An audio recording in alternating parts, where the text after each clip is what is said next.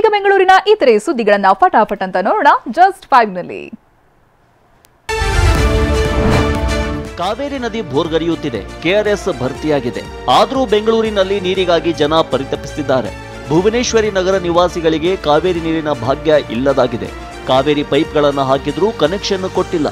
ದುಬಾರಿ ಖಾಸಗಿ ಟ್ಯಾಂಕರ್ ನೀರು ಖರೀದಿಸಲಾಗದೆ ಜನ ಒದ್ದಾಡ್ತಿದ್ದಾರೆ. ನಮ್ಮ ಮಕ್ಳಿಗಂತೂ ನೀರೇ ಇಲ್ಲ, ಕುಡಿಯೋಕ್ಕೆಲ್ಲ ತುಂಬ ಸಿಕ್ಕಾಬಟ್ಟೆ ಸಮಸ್ಯೆ ಇಲ್ಲ ಅಂತೂ ನೀರಿಗೆ. ನಮಗಂತೂ ಸಾಕಾಗಿ ಹೋಗ್ಬಿಟ್ಟೈತೆ ನೀರ್ದೆಲ್ಲ. ಕಲೆಕ್ಷನ್ ಕೊಟ್ಟಿದ್ದೀವಿ, ಬರುತ್ತೆ ಅಂತಾರೆ, ಬರೋದು ಇಲ್ಲ ಏನಿಲ್ಲ. ಈ ಥರ ಎಲ್ಲ ನೀರೆಲ್ಲ ಹೊರಬೇಕು, ಆ ನೀರು ಚೆನ್ನಾಗಿ ಬರ್ತಲ್ಲ. ಒಂದ್ ಕಡೆ ಮೆಟ್ರೋ ಕಾಮಗಾರಿ, ಮತ್ತೊಂದೆಡೆ ಹಾಳಾಗಿರುವ ಸರ್ವಿಸ್ ರಸ್ತೆಗೆ ಸುರಿದಿರುವ ಜಲ್ಲಿ, ಮಣ್ಣಿನಿಂದ ವಿಪರೀತ ಧೂಳು ಜನರ ಜೀವ ಹಿಡಿತಿದೆ. ಹೆಬ್ಬಾಳದಿಂದ ಕೆಆರ್ಪುರಂಗೆ ಇಡೀ ಏರಿಯಾ ಧೂಳಿನಿಂದ ತುಂಬಿದೆ. ಧೂಳು, ಟ್ರಾಫಿಕ್ ಜಾಮ್ ಸಮಸ್ಯೆ ತಪ್ಪಿಸುವಂತೆ ಸವಾರರು ಆಕ್ರೋಶ ಹೊರಹಾಕಿದ್ದಾರೆ.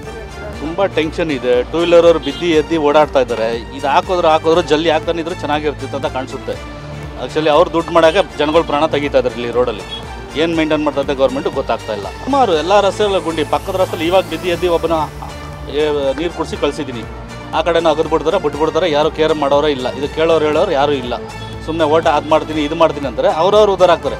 ಪಬ್ಲಿಕ್ ಕಡೆ ಯಾರೋ ತಲೆ ಕೆಡಿಸ್ಕೊಳ್ತಾ ಇಲ್ಲ. ಬಸವನಗುಡಿ, ಚಿಕ್ಕಪೇಟೆಯ ಹಲವು ರಸ್ತೆಗಳು ಬಾಯ್ತೆರೆಯುತ್ತಿವೆ. ಸ್ಥಳೀಯರು ಗುಂಡಿಗಳ ಸುತ್ತ ಕಟ್ಟಿಗೆ ಕಟ್ಟಿ ಗುಂಡಿ ಇದೆ ಅಂತ ವಾಹನ ಸವಾರರನ್ನ ಎಚ್ಚರಿಸುತ್ತಿದ್ದಾರೆ. ಆರ್ಆರ್ ನಗರ ವ್ಯಾಪ್ತಿಯ ರಾಮಣ್ಣ ಲೇಔಟ್, ಎಫ್ಎಫ್ ಲೇಔಟ್, ರಾಜೀವ್ ಗಾಂಧಿ ನಗರದ ರಸ್ತೆಯಲ್ಲಿ ಹಳ್ಳಗಳು ಜೀವಕ್ಕೆ ಸಂಚಕಾರ ತಂದೊಡ್ತಿವೆ. ನೆಲಮಂಗಲ ಬಳಿಯ ಬಾಗಲಗುಂಟೆಯಲ್ಲಿ ಪುಂಡರ ಅಟ್ಟಹಾಸ ಮಿತಿಮೀರಿದೆ. ಮನೆ ಮುಂದೆ ನಿಲ್ಲಿಸಿದ್ದ 5 ವಾಹನಗಳ ಗಾಜನ್ನ ರಾಡ್ನಿಂದ ಹೊಡೆದು ಪುಡಿ ಪುಡಿ ಮಾಡಿದ್ದಾರೆ. ಕುಡಿದ ಮತ್ತಿನಲ್ಲಿ ದಾಳಿ ಮಾಡಿದ್ದು ಸ್ಥಳೀಯರು ಆಕ್ರೋಶ ಹೊರಹಾಕಿದ್ದಾರೆ.